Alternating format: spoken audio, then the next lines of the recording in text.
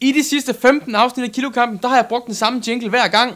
Jeg tænker derfor, at det er tid til lidt fornyelse. Så jeg har eksperimenteret lidt med at lave en ny jingle her i weekenden, og jeg er faktisk rigtig godt tilfreds med resultatet.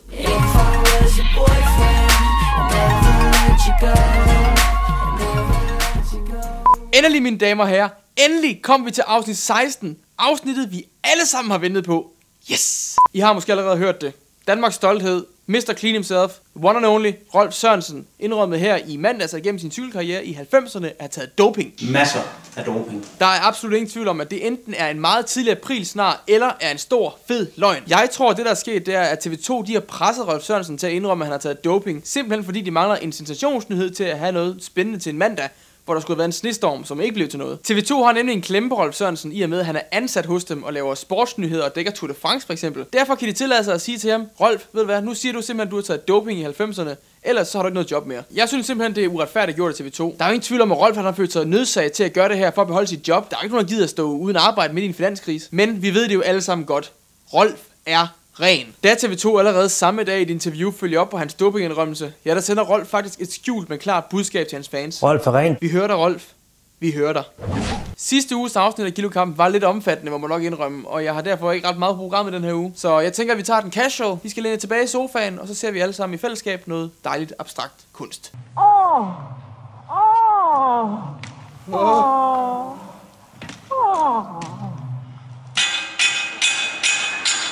My eyes are melting! Det holder sgu ikke. Det er fandme for mærkeligt. Hvad siger I til, at vi i stedet for ser nogle af de bedste fakklip for de sidste 15 afsnit af Kilokampen?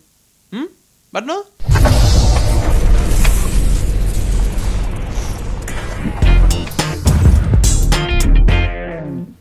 Hej alle sammen. Så det er 1. december.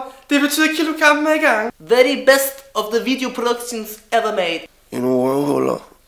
Alle sammen. Jeg starter din fucking buschauffør. Er klar? Ja, kom ind, kom. Fuck. Jeg kan ikke, fuck. Nu er jeg fuck på hjernen. Fuck, er det for? Fuck, laver du mig. Fuck. Og julefristelser og alt. Fuck. I got the butterfly, I got the Christmas tree, I'm all by myself, I got no friends. No tears. Fuck it, man. You deserve it, nigga. Få lige hjælp med pølsen. Oh my god, what a crappy joke. Haha, you think you're so funny, huh? Det var ikke fedt, man. Du bliver så Kilo. Så kan jeg kun ønske jer rigtig meget held og lykke, og fuck jer, I kommer til at have det rigtig hårdt. Sådan rigtig plukke æbler. Derfor så har jeg ligget søvnløs over, at jeg taler hurtigt. Handicap. Klip! Er du klar, hvor mange klip jeg har på sidste afsnit, hvor jeg bare står og skider?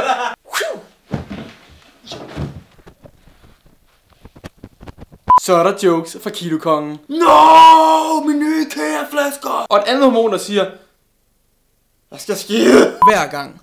Folks verden falder jo sammen. Folks verden fylder sig. Jeg synes bare lige, skal vide, at jeg har en ny kameramand på i dag. Han er et røvhul af en director. Suck my cock. Okay. Drop your pants. Skal jeg være med at bruge fingeren? Det ser jeg nok skal gå. Oyster sauce. Både for fiste fucking af, fucking af foot. Har fuld her i der fuck. Du hoster bare. Sådan der. Sådan der. Så har jeg en date med ham her, og vi skal alle sammen se det her. Det bliver en rigtig god kæft med grin. Forestil dig, at du skal komme så højt op, og så slip strålen, når du er oppe. Altså. Og nedad. Okay. Ja. Jeg håber virkelig I... Halla, shake. Jalla, shake. Okay. Jeg maler hun næle på, må jeg få farvelade. Bøflade op i flagstaden. Auf Wiedersehen. Når kameraet ruller, så bliver det bare sådan... Ja. Kraftedeme, det lugter en eller anden... Jeg troede, du var forkølet, at du kunne... Det lugter en eller anden æggefarm, der er gået rød. Kunne vi ikke lige få det lidt billigere? Jeg kommer fra Vestjylland, der er vi vant til at handle med tingene. Nu ringer min telefon. Vi sætter bare fast. Oh, fuck.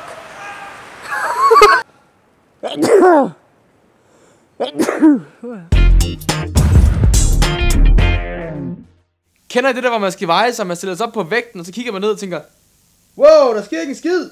Jeg vejer simpelthen så lidt nu, at min vægt ikke kan registrere det. Og så går det op for en, at den faktisk i virkeligheden bare mangler batteri. Så leder man hele lejligheden igennem for at finde det her skide batteri, som den her vægt den bruger. Og den bruger selvfølgelig et CR2032 knapbatteri, som ingen har. Fuck, det går galt det her. Hvorefter man bliver nødsaget til at pille batteriet ud af sin dildo for at putte det ned i vægten. Og finde ud af, at man vejer 74,4 kilo og kun har tabt sig 100 gram. Fuck! Det jeg prøver at sige, det er, at jeg nu for anden uge i træk kun har tabt mig 100 gram. Og det er jeg selvfølgelig overhovedet ikke tilfreds med. Det er noget rigtig pis, mand.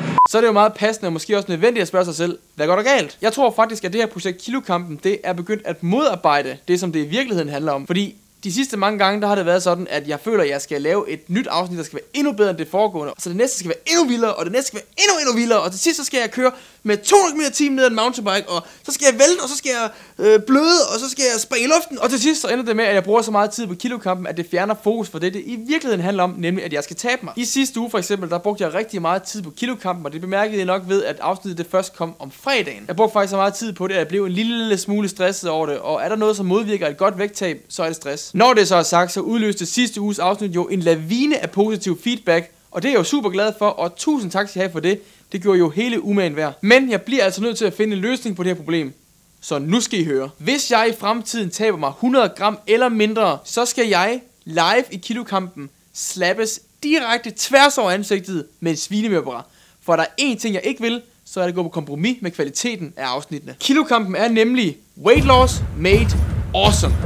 Så med et samlet vægttab på nu 36,2 kilo, så vil jeg sige tak for denne gang, og jeg håber, vi ses i næste uge. Husk nu, at I imellem hver afsnit kan følge mig på både Facebook og på Twitter. Jeg er faktisk meget tæt på at nå hele 200 likes på min Facebook-side, og jeg håber selvfølgelig, at I har lyst til at hjælpe mig med at nå det. Så smut ind på facebook.com/kilokampen og like siden og del den med jeres venner. Twitter, derimod, det er der ikke nogen, der gider mere. Det er ikke på mod i Danmark, så vigtigst af alt, subscribe på min YouTube-channel. Her. Husk det allervigtigste budskab, og det er Rolf Ren. vi ses.